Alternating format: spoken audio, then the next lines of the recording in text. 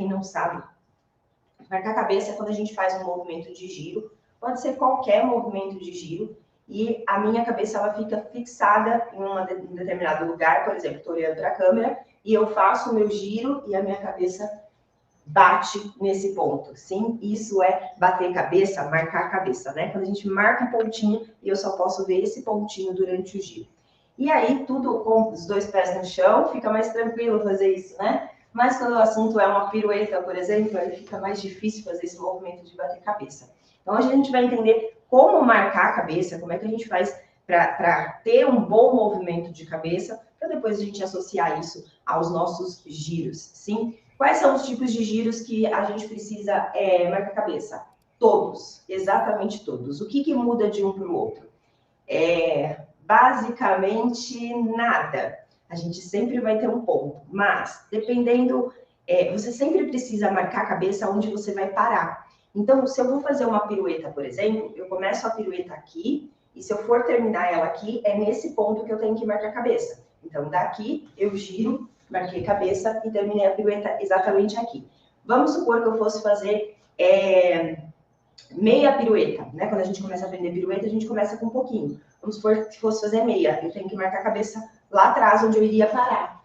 Lá atrás é onde eu marco o ponto da cabeça. Se eu for fazer uma e meia, vou marcar lá atrás. Começo na frente, marco lá atrás. Vamos supor que eu vou fazer uma pirueta que eu tenho que parar lá. Pirueta andedã. Eu estou aqui e a minha cabeça tem que ir para lá. Então, ela começa aqui, mas aí ela marca o ponto lá onde eu vou parar. Quando eu tenho um piquet, né, piquet tour em passeio, piquet tour em coupé, chanet, que são giros que são com deslocamento. A pirueta, vocês viram, ela acontece no lugar. Já tem outros giros que a gente faz que é com deslocamento. Eu saio de um ponto, sim, e vou chegar lá no outro ponto. E aí eu preciso marcar a cabeça onde? Onde eu estou indo. É lá que eu marco a minha cabeça. Por exemplo, em um chanet. Mesma coisa pode acontecer em um piquet. Tenho que marcar a cabeça lá para onde eu estou indo. E é aí que a gente começa a se perder um pouco, né? E aí tem um monte de gente que fala, nossa, me dá tontura, marca a cabeça me dá tontura. Calma que a gente vai entender todo esse processo. Vamos lá, vamos entender um pouquinho. Por que é tão importante a gente aprender a marcar a cabeça, né? Exatamente para que você não tenha essa sensação de ficar tonta, esse é um dos motivos. E o segundo motivo é para que você consiga parar onde você tem que parar. Se eu não marco cabeça, o meu giro perde a direção. Sim, por exemplo, se eu faço um chamet sem marcar a cabeça, o meu giro ele perde totalmente a direção. Eu vou ficando saindo de onde era para eu chegar. Se for um giro de pirueta, então, Jesus de Deus, aí a gente não consegue nem, muitas vezes, nem terminar a pirueta, porque a cabeça não está ajudando, ok? E aí, que faz? Por que o marcar cabeça faz a gente diminuir a sensação de ficar tonto? O nosso corpo, ele usa vários receptores, vamos dizer assim, para ele perceber o ambiente em volta. Você já andou de carro, olhando no celular ou lendo alguma coisa, e aí começa a dar aquele embrulho no estômago, parece que está ficando enjoada, fica aquela sensação de tontura? É exatamente por quê? Porque os seus olhos, eles estão voltados para algo que está parado, imóvel, enquanto, na verdade, o seu corpo está em movimento, né? No carro, às vezes vai para frente, vai para trás, às vezes faz uma curva, o corpo vai para lá e para cá. E aí, o nosso cérebro, ele tenta entender o que está acontecendo. Ele fala, poxa, mas os meus olhos estão vendo tudo parado, porque eu estou olhando para algo fixo. E aí, o meu corpo está se movimentando. E aí é onde o cérebro não entende direito o que está acontecendo e ele dá essa sensação para a gente de tontura, de mal-estar. Um fator muito importante que acontece nesse mecanismo é que dentro do nosso ouvido, a gente tem alguns ossinhos ali e tal, e tem uma geleinha lá dentro. Essa geleinha, conforme a gente se move, que nem a garrafinha de água. Vamos lá, vamos entender aqui. Deixa eu tirar, senão vocês não vão ver nada. Minha garrafinha de água, né? A garrafinha de água, imagina que ela é a geleinha que está lá dentro do nosso ouvido.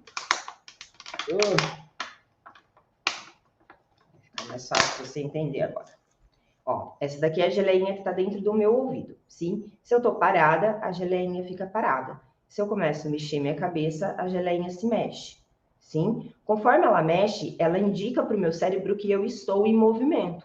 Então, tá tudo bem, meu cérebro entendeu que eu estou em movimento, ele percebe o meu corpo em movimento. Agora, se o meu corpo tá praticamente parado, mas essa geleinha tá mexendo, o meu corpo começa a ficar confuso, o meu cérebro começa a ficar confuso. Então, o que a gente faz quando a gente marca a cabeça? A gente tenta balançar o menos possível essa geleinha dentro do ouvido. Então, a gente faz um movimento bem rápido com a cabeça, para que essa geleia mexa pouco. Se eu não marco a cabeça, a geleinha fica assim o tempo todo. Então, é importante só a gente ter a clareza de que não é algo psicológico, né? Às vezes as pessoas falam, ai, meu Deus, eu não nasci para isso. Não, marcar a cabeça é algo treinável. Vamos entender isso. Por quê? Se eu começo a treinar o marcar a cabeça, a geleinha vai mexer um pouquinho. Se o meu cérebro começa a detectar que qualquer micro movimento é uma sensação ruim, e ele começa a me dar essa sensação de tontura, de mal-estar, sempre que eu tentar fazer qualquer movimento, eu vou ter essa sensação. Agora, se eu começo a treinar esse movimento e o meu cérebro vê que eu estou parada, eu fiz um movimento, mas está tudo sob controle, ele vai entendendo que uma pequena variação nessa geleinha, tá tudo bem, a gente não perde o controle. Sim, ficou claro isso para vocês? Me coloca um sim só para eu saber se ficou claro. Então vamos lá, show de bola.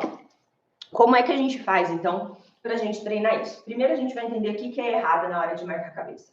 Primeira coisa que é errado é você achar que você não nasceu para marcar a cabeça e você simplesmente desiste, né? Fala, não, para mim marcar a cabeça é uma coisa que não dá, eu vou girar sem marcar a cabeça mesmo. Você nunca vai treinar seu cérebro com essa variação dessa geleinha que tem lá dentro do nosso ouvido. E aí você sempre vai ter essa sensação de tontura. Se você estiver girando uma pirueta, tá tudo bem, mas quando você começar a girar mais, ou fizer giros de deslocamento, isso vai ficar quase que impossível de ser feito. Show de bola? Então vamos lá.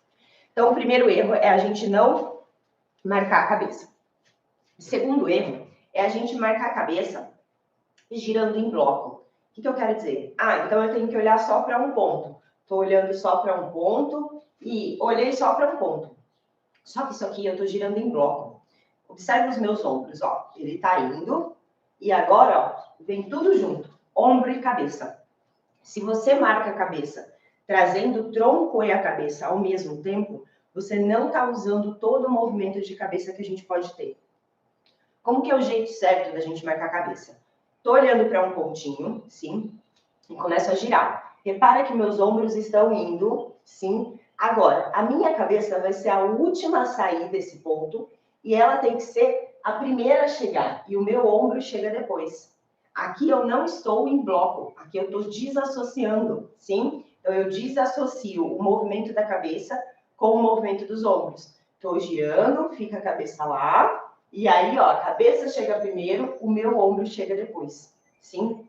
Então, é a gente pensar que esse movimento de ombro, ele é tão importante ou até mais importante do que o movimento de marcar a cabeça, tá? Estou aqui e vou começar a girar, sim? Minha cabeça está lá de frente e eu fico olhando para esse pontinho. Conforme não dá mais para eu ir, aí é a hora da minha cabeça entrar em ação. E o meu ombro, esse ombro direito, ele vai continuar puxando, não para o movimento. Mas o ombro esquerdo é o último a chegar. Aí eu tenho uma desassociação. Sim, é muito importante a gente entender isso.